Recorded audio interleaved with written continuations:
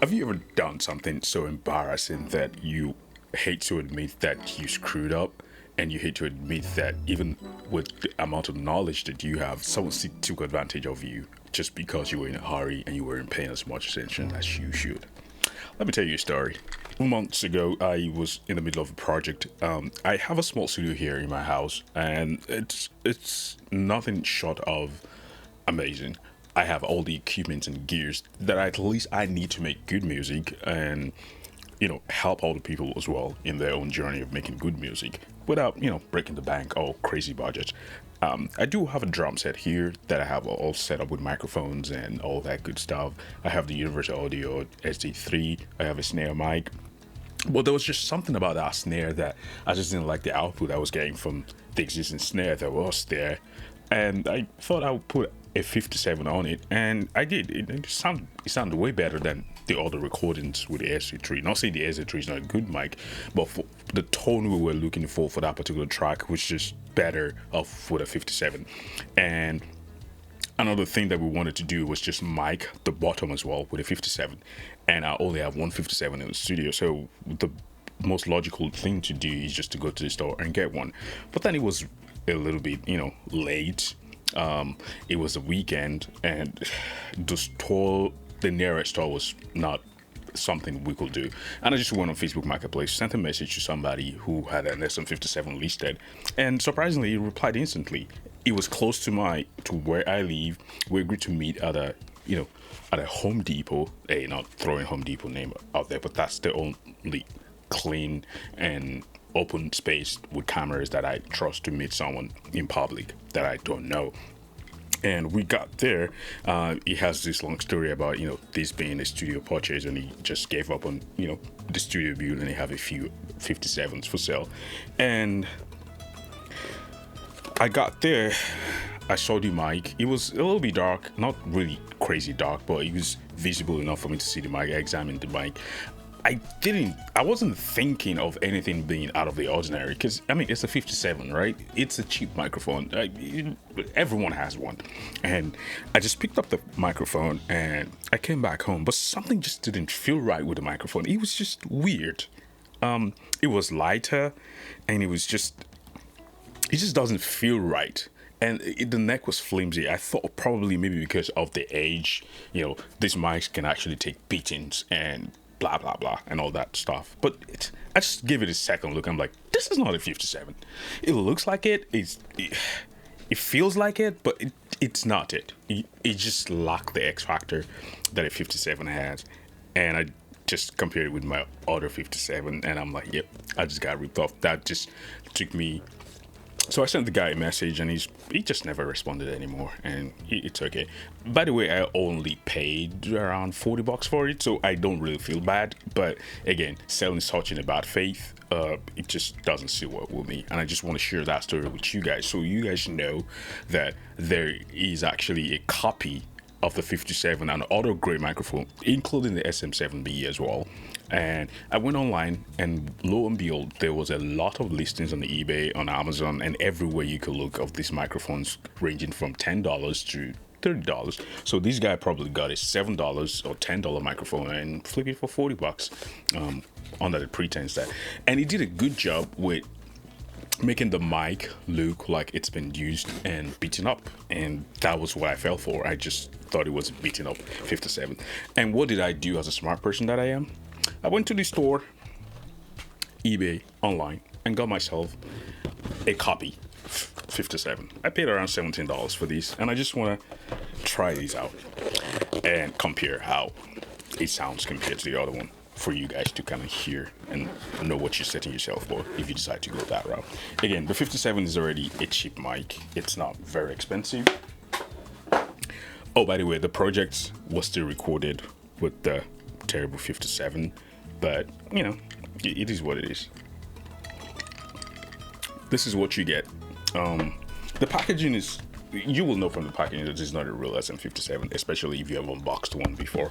It looks like it. There's no Shure logo there. It doesn't say Shure, it just says SM57. So that should be your first.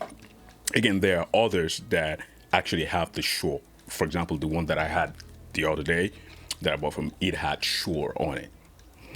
but then it wasn't a Shure 57. I'm sure if I just showed you this, you think it is a Shure SM57. What it is, it's not a Shure SM57. It just has dynamic microphone and an SM57 on it. That's about it. It doesn't have Shure. It's probably because this was sold online and they're trying to avoid any sort of problem. Opening it up, you're gonna see a huge difference. There's a cast metal in there. I'm not sure you guys can see it, just to give it that weight that it has, and some wirings and all that stuff, and that's about it. I also do have the Behringer one, so I just went on a buying on a buying spree, and but the Behringer one, they have a clone of this. Sounds okay, but doesn't have that 57 vibe. This is the one from eBay for like $17 to $20 plus shipping. I think $4 shipping, so 21 bucks. You get this, and I believe the Behringer one it's also similar to that. I actually want to get the SM7B as well, just to kind of try it out and kind of hear what they sound like with the drums and all that good stuff. So this is a quick comparison of what you get with the real Shure SM57 box. This is what it looks like. You see the brand name Shure there. You see the markings on the side, the rear, and the other side. Now on the other hand, this just says SM57. There's no Shure marking on it, so you should be able to decipher easily that, hey, this is not Shure. You just say SM57. Even though they try so hard to kind of match, but it still doesn't look like the real Shure packaging. All right, and when you open the original Shure, there is this white box in here that you then open up, and you're gonna see all the documentations, all the paperwork, wired product safety information and all that. You get a Shure sticker, you get the mic clip thing, you get the actual microphone itself. Oh, that's so noisy and satisfying at the same time. Peel out, and it's significantly heavier. You have the Shure in here, the dynamic low Z, and you have all these, markings and all that good stuff. This looks like it has a scratch, but yeah, nothing crazy. But it's significantly heavier, and you get the cable tie, and you get a Shure pouch in here. All right, that's about it. That's all you get with the original Shure. Basically, now let's move that aside and get to the copy, clone, fake, whatever you want to go with. You get the same white box inside. You open that up and you are greeted with a pouch as well. You get a pouch, which is quite nice. You get the microphone inside the pouch, but it doesn't say Shure anywhere. It just says dynamic microphone. It's significantly lighter. You get a free quarter-inch cable to XLR, which is weird. You get a flimsy looking microphone adapter, stand clip here, and that's about it. Again, you get some documentation, dynamic microphone handling, special precautions, and all that. Overall, both microphone looks very, very, very, very identical. You can barely tell. This is a little bit darker, not a little bit, it's very dark, and significantly lighter. Like from the way you're holding it, the grills are quite different. This has some markings on it. It's not really silver. This is shiny silver. Again, this is brand new. You have the you have a QR code thing in there with the serial number and all that stuff. Here you have nothing in here. You only have C here. And when you open up the 57, you see the cabling here. It's very neatly packed. Let me close that up. This is the brand new one I just got. I literally just got that today. Okay, that is that. And this is the OG that I've always had. You can see the coloring. It's grayish. It's not really black. It's grayish. And you can see that uniformity in there. You see that workmanship in there, because they're built to last forever. And in the Chinese one, when you rip it open, they have metal inlays in there just to give you that weight.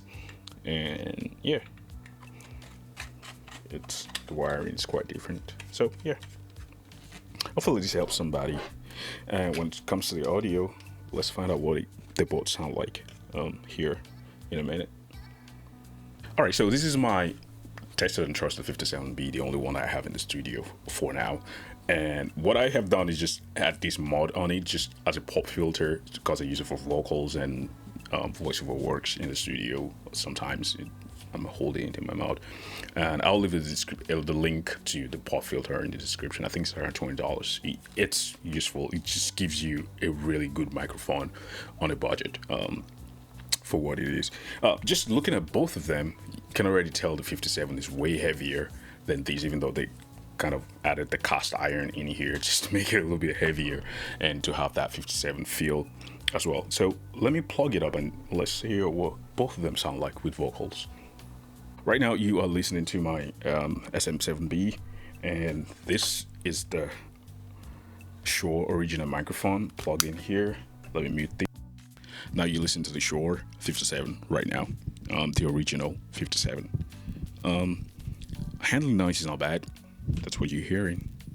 And let me take it out.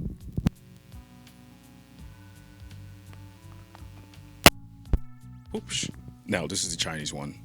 The low end is kind of rolled off here a little bit. It's more clear and more bright, and you have a lot of handling noise compared to the real 57.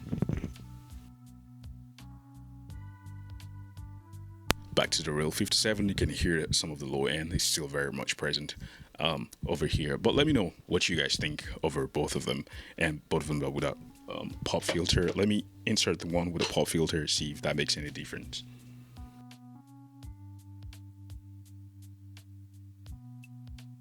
Still the original 57, now with a pop filter and Peter Piper Paul. Yeah, I'm rejecting the pulsive. Yeah, can't really say that word well properly. Yeah, so let me know, which one do you like? This are the two originals. They sound the same. They pretty much sound the same, just with the pop filter or without a pop filter. So this is without a pop filter, and it sounds it's well rounded. You're gathering some of the low ends and the high ends, and everything is just coming up and just setting it a little bit to extend from my mouth, and it sounded really good. I like how much details is capturing from my voice.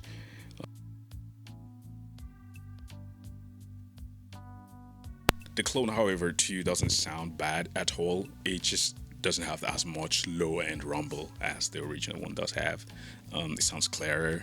Like I could actually rock this one for vocals, or just have it right here in front of me for like talking videos and all that good stuff. That might work as well. So, but the handling noise is a little bit more significant here. Not even a little bit. It's very, very, very enunciated on here. Okay, here we go. Now you listen to my SM7B here, and I'm gonna switch over to my SM57, and this is what my original SM57 sounds like. This is close to my mouth with a pop filter and all that good stuff. It sounds really good. Noise rejection is very decent, which is why most people like this to mic up instruments and stuff like that. Very good for voiceover work as well. With a little EQ, you'll be good to go. This has no EQ on it, and what you're hearing is just straight from my audio interface here, straight to the camera, no post-production whatsoever. Now, the soft noise, it's not really that noticeable. You can hear it, but it's not gonna bother you that much. Let's switch over to the clone.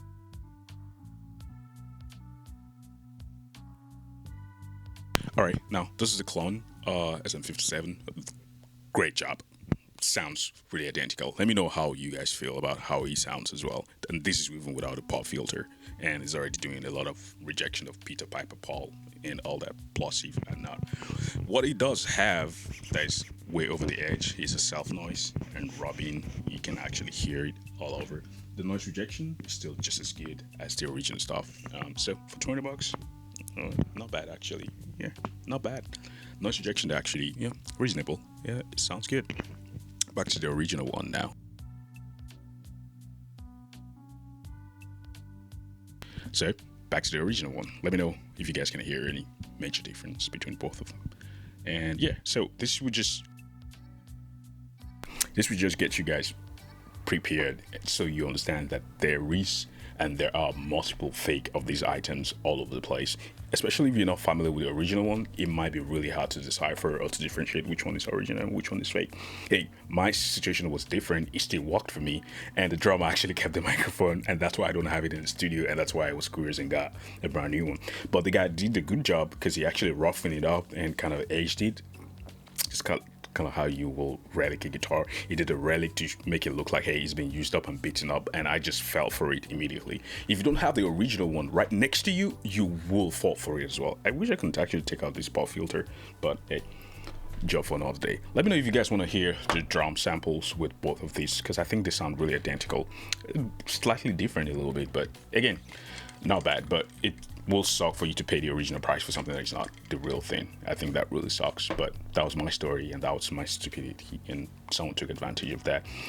Shame on them and shame on me as well. But again, let me know if you guys have ever encountered similar things like this, and I just want you guys to be aware that there are fake ones out there. You gotta protect yourself. You gotta be sure you know what you're buying, especially if this is your first time holding this microphone and you're not familiar. You can easily fall for them, and you're gonna buy what is not the real thing. So I hope this story helped one of you guys out there so you guys don't fall. And yeah, thank you for listening to me rant. My name is Ami, a guitar player and audio engineer, and this channel I share my journey in my home studio. I'm a guitar player and audio engineer. I think I said that before. Thank you, and this is Coffee.